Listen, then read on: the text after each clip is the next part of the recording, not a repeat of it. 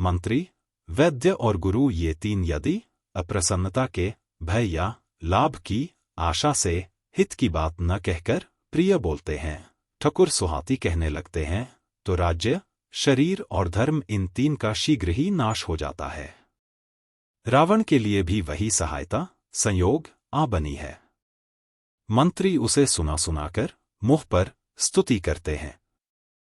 इसी समय अवसर जानकर विभीषण जी आए।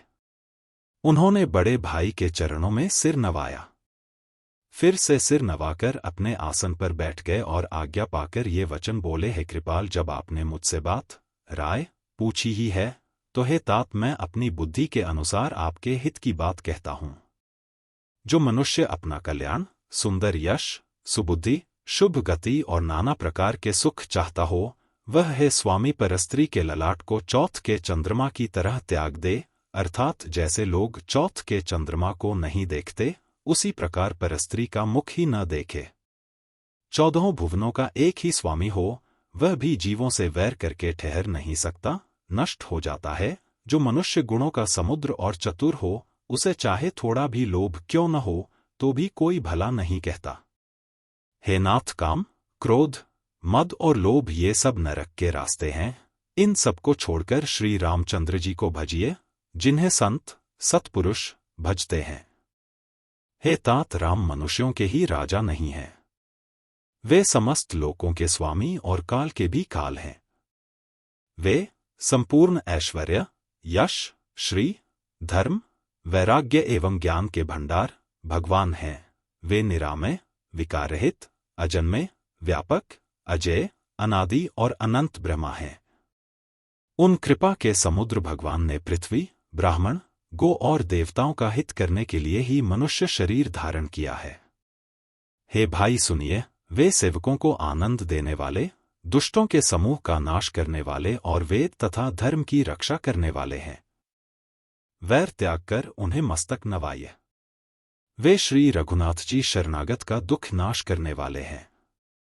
हे नाथ, उन प्रभु सर्वेश्वर को जानकी जी दे दीजिए और बिना ही कारण स्नेह करने वाले श्री राम जी को भजिए। जिसे संपूर्ण जगत से द्रोह करने का पाप लगा है, शरण जाने पर प्रभु उसका भी त्याग नहीं करते। जिनका नाम तीनों तापों का नाश करने वाला है, वे ही प्रभु भगवान मनुष्य रूप में प्रकट हुए हैं। हे रावण, हृदय में यह समझ लीजिए। हे दशशीष, मैं बार बार आपके चरणों लगता हूं और विनती करता हूं कि मान, मोह और मद को त्याग कर आप कौशलपति श्री राम जी का भजन कीजिए। मुनि पुलस्त्य जी ने अपने शिष्य के हाथ यह बात कहला भेजी है। हे तात, सुंदर अवसर पाकर मैंने तुरंत ही वह बात प्रभु आप से कह दी। माल्यवान नाम का एक बहुत ही बुद्धिमान मंत्री था।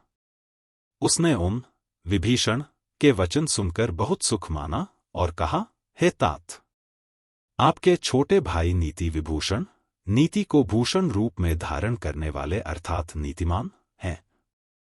विभीषण जो कुछ कह रहे हैं उसे हृदय में धारण कर लीजिए। रावण ने कहा, ये दोनों मूर्ख शत्रु की महिमा बखान रहे हैं। यहां कोई है, इन्हें दूर करो न। तब माल्यवान तो घर लौट गया और विभीषण जी हाथ जोड़कर फिर कहने लगे, हे नाथ, पुराण और वेद ऐसा कहते हैं कि सुबुद्धि, अच्छी बुद्धि और कुबुद्धि, खोटी बुद्धि सबके हृदय में रहती है। जहां सुबुद्धि है वहां नाना प्रकार की संपदाएं, सुख की स्थिति रहती हैं, और जहां कुबुद्धि है वहां परिणाम में विपत्ति, दुख रहती है। आपके हृदय में उल्टी बुद्धि आ बसी है। इसी से आप हित को अहित और शत्रु को मित्र मान रहे हैं। जो राक्षस कुल के लिए कालरात्रि के समान हैं, उन सीता पर आपकी बड़ी प्रीति है। हे तात, मैं चरण पकड़कर आपसे भीख मांगता हूं, विनती करता हूं कि आप मेरा दुलार रखिए, मुझ बालक के आग्रह को स्नेहपूर्वक स्वीकार कीजिए। श्री राम जी को सीता जी दे दीजिए, जिसमें आपका अहित न हो। विभीषण ने पंडितों, पुराणों और वेदों द्वारा सम्मत, अनुमोदित वाणी से नीति बखानकर कही। पर उसे सुनते ही रावण क्रोधित होकर उठा और बोला कि रे दुष्ट, अब मृत्यु तेरे निकट आ गई है। अरे मूर्ख, तू जीता तो है, सदा मेरा जिलाया हुआ, अर्थात मेरे ही अन्न से पल रहा है, पर हे मूढ़ पक्ष, तुझे शत्रु का ही अच्छा लगता है। अरे दुष्ट, बताना, जगत में ऐसा कौन है जिसे मैंने अपनी भुजाओं के बल से न जीता हो। मेरे नगर में रहकर प्रेम करता है तपस्वियों पर। मूर्ख, उन्हीं से जा मिल और उन्हीं को नीति बता। ऐसा कहकर रावण ने उन्हें लात मारी, परंतु छोटे भाई विभीषण ने मारने पर भी बार बार उसके चरण ही पकड़े। शिवजी कहते हैं, हे उमा संत की यही बड़ाई महिमा है कि वे बुराई करने पर भी बुराई करने वाले की भलाई ही करते हैं। विभीषण जी ने कहा, आप मेरे पिता के समान हैं, मुझे मारा सो तो अच्छा ही किया, परंतु हे नाथ, आपका भला श्री राम जी को भजने में ही है।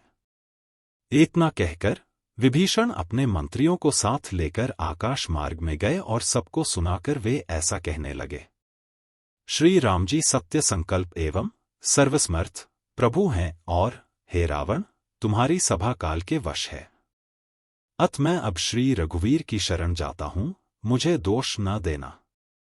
ऐसा कहकर विभीषण जी ज्यों ही चले त्यों ही सब राक्षस आयुहीन हो गए। उनकी मृत्यु निश्चित हो गई। शिवजी कहते हैं, हे भवानी, साधु का अपमान तुरंत ही संपूर्ण कल्याण की हानि नाश कर देता है। रावण ने जिस क्षण विभीषण को त्यागा, उसी क्षण वह अभागा वैभव ऐश्वर्य से हीन हो गया। विभीषण जी हर्षित होकर मन में अनेकों मनोरथ करते हुए श्री रघुनाथ जी के पास चले।